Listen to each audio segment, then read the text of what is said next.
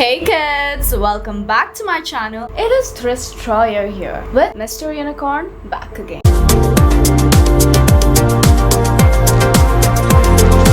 And today we are gonna talk about the infamous case that is still going on. You're legendary for the parties that you throw. I'm a legend, baby, for a whole bunch of things. Yes. You need locks on the doors. Okay, this is sounding kind of dangerous now. Yes, the trial is still on for Sean, also known as Diddy, P. Diddy, and yo, it's your boy, Puff Daddy, puffing in the house, just like my marshmallow loving self, and baby oil. What's up, party people? It's P. Diddy, bringing the P to your titty since '93. Hey there, it's just Diddy, because who needs a first name when you're so fabulous? I'm Sean Combs, but you can call me the comb that will make your world go round. Has been arrested. We are talking about the Diddy's trial, a saga so wild it makes reality TV look like a TED Talk. We've got car fires, freak-offs, and enough baby oil to sponsor some slip and slide Olympics. Smash that like button and grab your emotional support water bottle because we got a lot to cover in this video. Before we dive deep, let me tell you, this story has more name changes than a witness protection program participant. Now, if you ask me who is P. Diddy, who is Sean, who is this person, and what is really going on? Why is he everywhere on the news and why is everyone going crazy? So let me give you some basic information about P. Diddy and his rise to fame.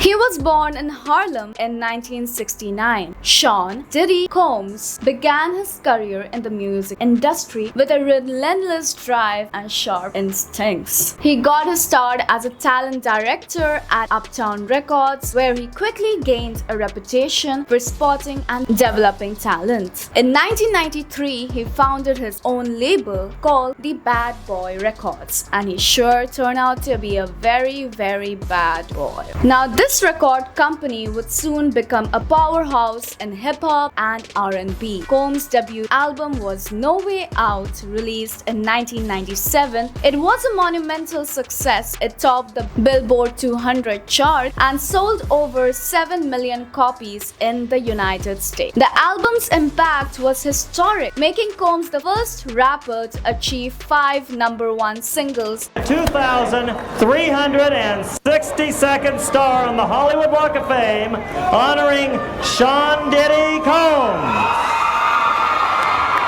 Beyond music, Diddy has built a diverse business empire spanning fashion with Sean John clothing line, beverages with Ciroc vodka, and media ventures including Revolve TV. His influence has shaped both the sound and business for hip-hop for decades. He also developed major artists including Usher, Mary J, and the Notorious Big. Now, the allegations against Diddy began to surface rapidly when Cassandra Venture, also known as Cassie, who was signed to his label and dated him for over a decade, filed a civil lawsuit. Her lawsuit contained graphic descriptions of violent abuse, claiming Combs regularly beat and kicked Miss Ventura, leaving black eyes, bruises, and blood. Cassie's lawsuit introduced the term freak-offs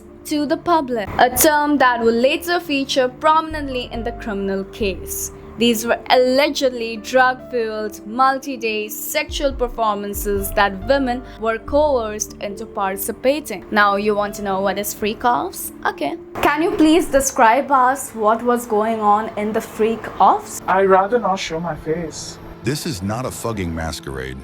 About what is freak-offs. Now, maybe from the term itself you understand or you have a little bit of an idea of what it actually is. But okay, don't need to, scratch your brain so much because Destroyer is here to give you all the information.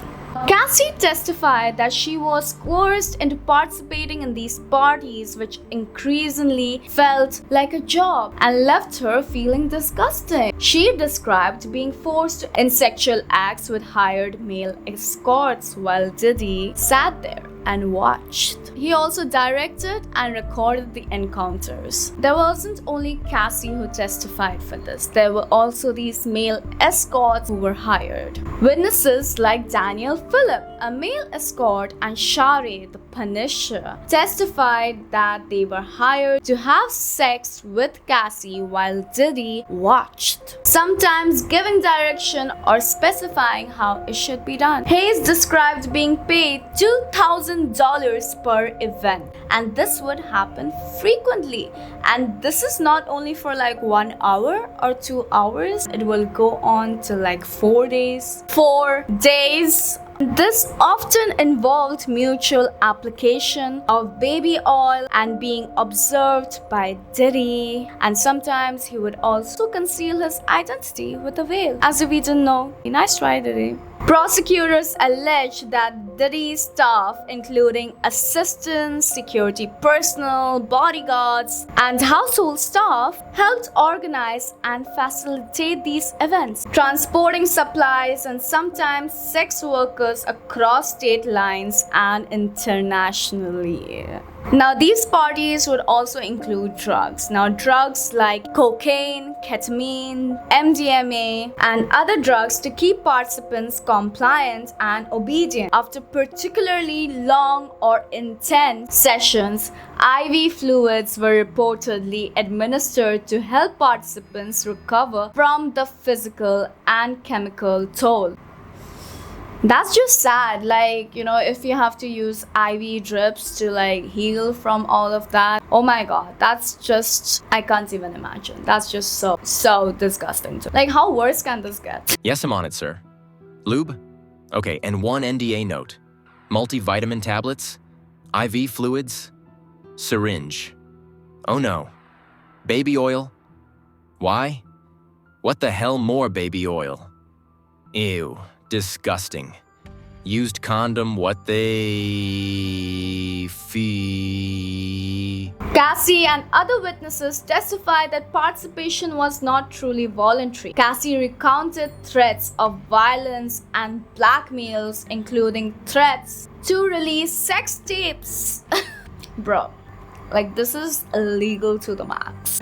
Now, you would ask me, where would these things happen, you know? It would happen in luxury hotels and mansions and resorts where the common people don't go to. Alright, so here is our video evidence of Diddy assaulting his ex-girlfriend Cassie outside the hotel room. You can clearly see, oh my god, I can't even play this video anymore because it's so disgusting. Because how the fuck could you beat someone you love like that? DV is real. This is just so terrible and I feel really bad. Poor girl. Honestly, what the fuck? And the fact that, you know, these hotel people even intervened and tried to stop it, and still nothing really stopped. It was still going on and it went on for over a decade. It is just so sad. And the fact that these Hollywood people or these famous big people up there, they think they can get away with anything and everything just because they are famous and rich. It's just the sad part about this industry. We even heard about Epstein Island, and I'm so glad that things are coming up and people waking up, realizing and bringing all these things forward. Also, I saw this tweet where people are paying $20 per hour to people for protesting for freeing Diddy, to make Diddy free. Like, seriously? Like, who the fuck? Okay, so for tonight's freak off, we'll need 100 bottles of baby oil, 200 bottles of extra lubricant,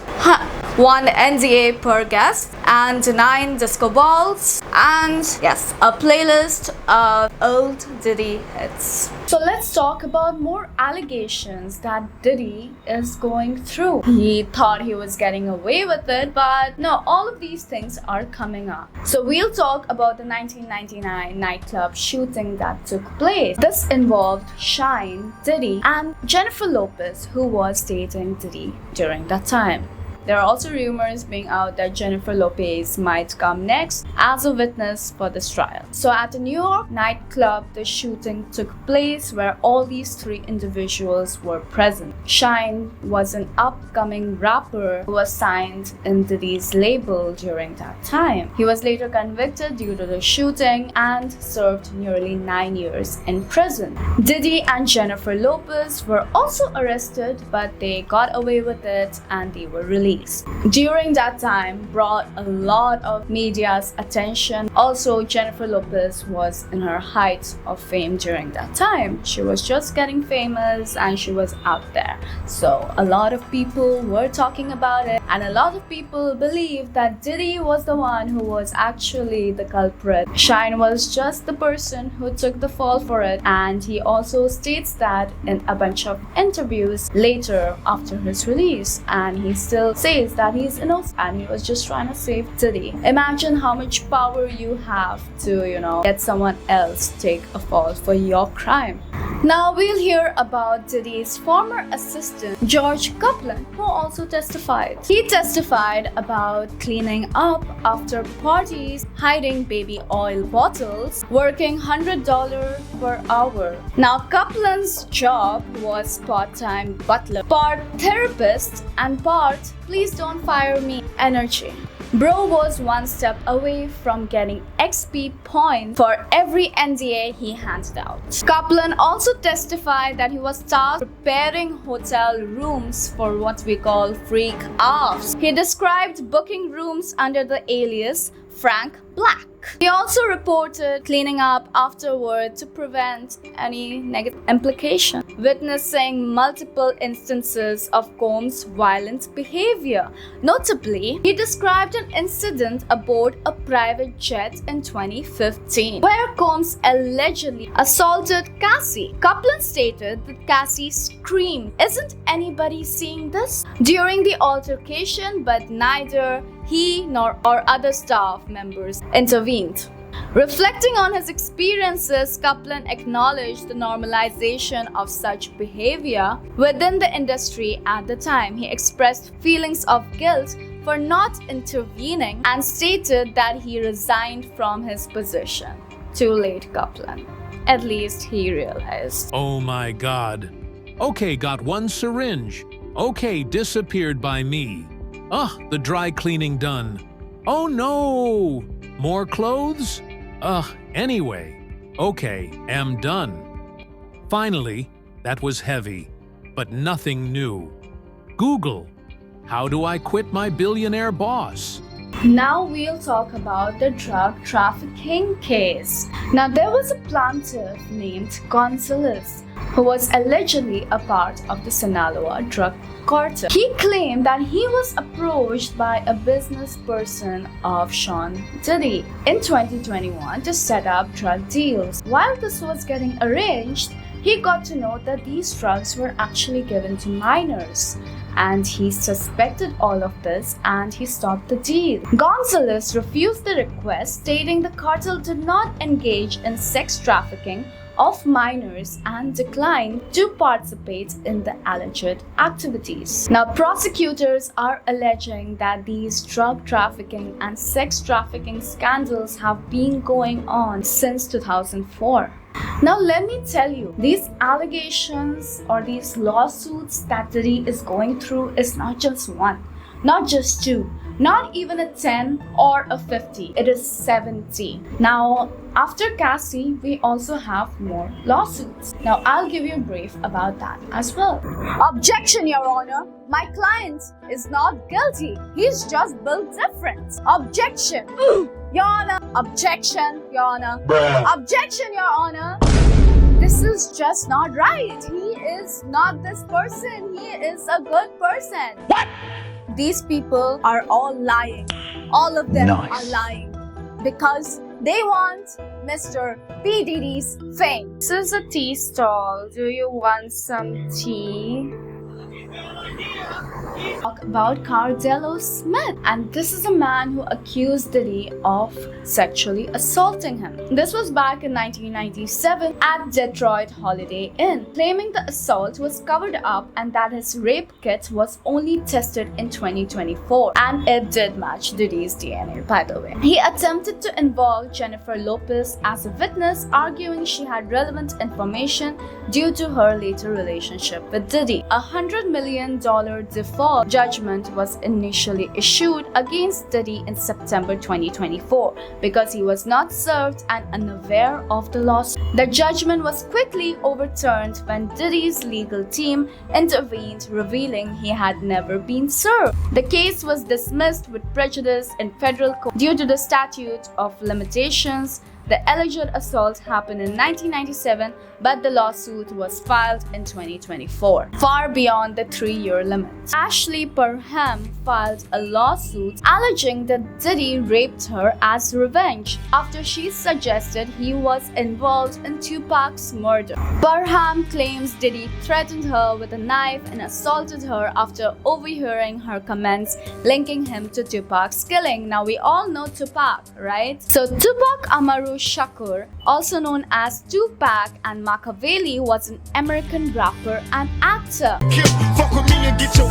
So he was very famous during that time, and he was allegedly killed by Diddy. Anonymous plaintiff John Doe filed another lawsuit alleging sexual assault and trafficking by Diddy. The suit claims Diddy boasted about his involvement in Tupac's murder and threatened the plaintiff, saying, "If I can get back hit, what the fuck do you think can happen to you?" This is the second time a lawsuit has accused Diddy of admitting or orchestrating Tupac's murder. Now Diddy, of course, he has denied all allegations, and whenever anything happens, "Oh no, I didn't do it, just because I'm Diddy." Nice try, Diddy. Talk about Danity Kane. Dawn Richard, a former member of the MTV reality show Making the Band group Danity Kane, filed her lawsuit against Sean. Richard's professional relationship with Combs began through her participation in groups assembled by the music executive, including both Danity Kane and the group Dirty Money. The timing of Richard's lawsuit filing has drawn attention from Combs' legal team, with his attorney Erica Wolf suggesting the action was seemingly timed to coincide with her album launch and promotional tour.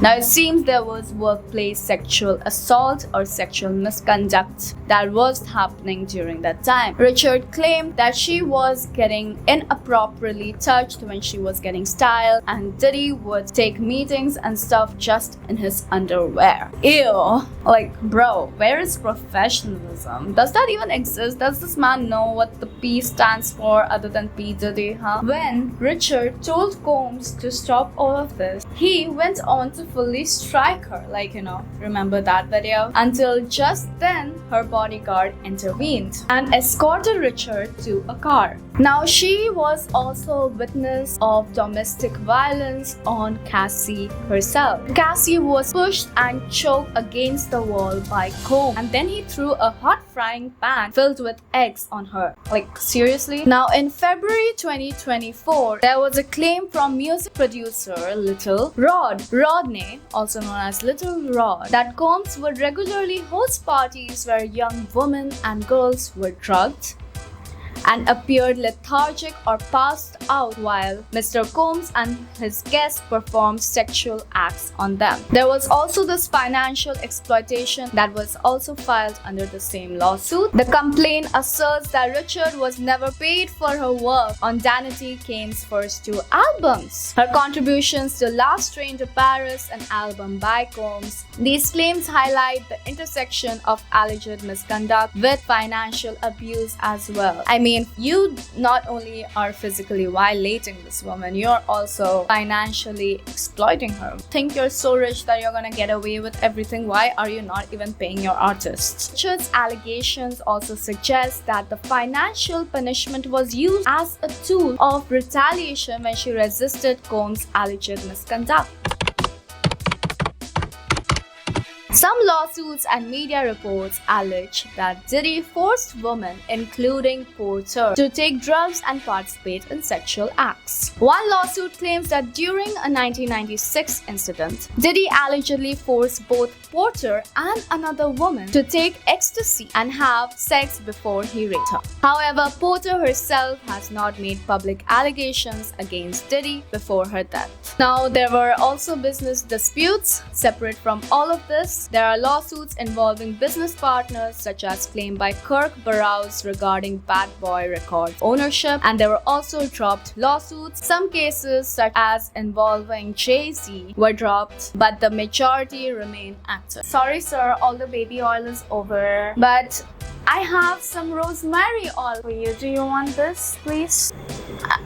The baby oil has been all taken away by someone with sunglasses. Now we come to Kid Cudi. Kid Cudi, whose real name is Scott Miss Cudi, testified in Diddy's federal trial that his Porsche was blown up by Diddy himself. Now, Cassie said that Diddy threatened to blow Kid's car up. It did. Now you would ask me, who is Kid Cudi? Kid Cudi is one of Cassie's exes. So his Porsche was set on fire in 2012, just weeks after a break-in at his Hollywood Hills home that he linked to Sean Diddy Combs. Cudi recounted that he had briefly dated Cassie Ventura in late 2011, which angered Combs. According to Cudi, after taking Cassie to a hotel to get her away, he received a call from Diddy's assistant saying Combs and an affiliate were in his house and that Cassie had been forced to go with them. When Cudi rushed home, he found his Christmas presents opened. Wow, classic. And his dog locked in the bathroom. Seriously, what did the dog do? What did the dog do, Diddy? Now he was appearing jittery and edgy after. A few weeks later, while Cudi was at a friend's house, his dog sitter called to say his car was on fire. Upon returning home, Cudi discovered his Porsche convertible severely damaged. The roof had been cut open and a Molotov cocktail had been thrown inside. Now this burned the entire interior of the Porsche. Now you'll ask me, how is the trial going? What about the defense? Now if I have to talk about the defense, then we have lawyers arguing, of course, that anything and everything that comes to us is false, and also that all the sexual activity that is mentioned was consensual in fact, emphasizing that his swinger lifestyle and relationships with multiple partners, including sex workers, do not constitute criminal behavior. I mean, one person says something, okay, so many? Are you fucking kidding me right now? Let's talk about one more case. Justin Bieber was seen eating a pizza. Now this is a reference to the pizza gate a lot of people are talking about. We also see a video on YouTube. Now if you search on YouTube Justin Bieber and Sean Diddy, then you'll find a video where he is there for 48 hours, where he's talking about having fun with him for 48 hours. And it is very concerning because Justin Bieber was just climbing the ladder of success during that time. He was literally a minor. First album.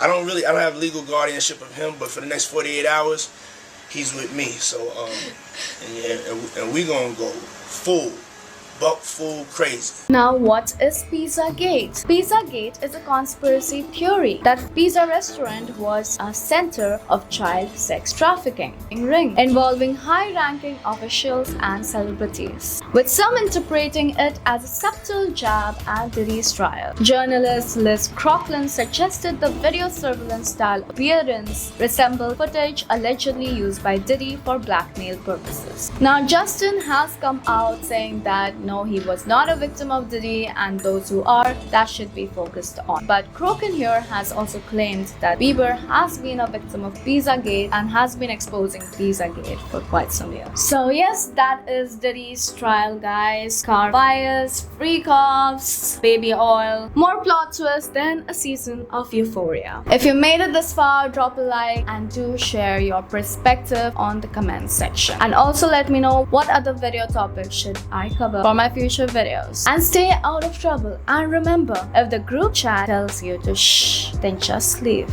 All references are linked in the description and the pinned comment down below. Thank you guys. See you guys in my next video.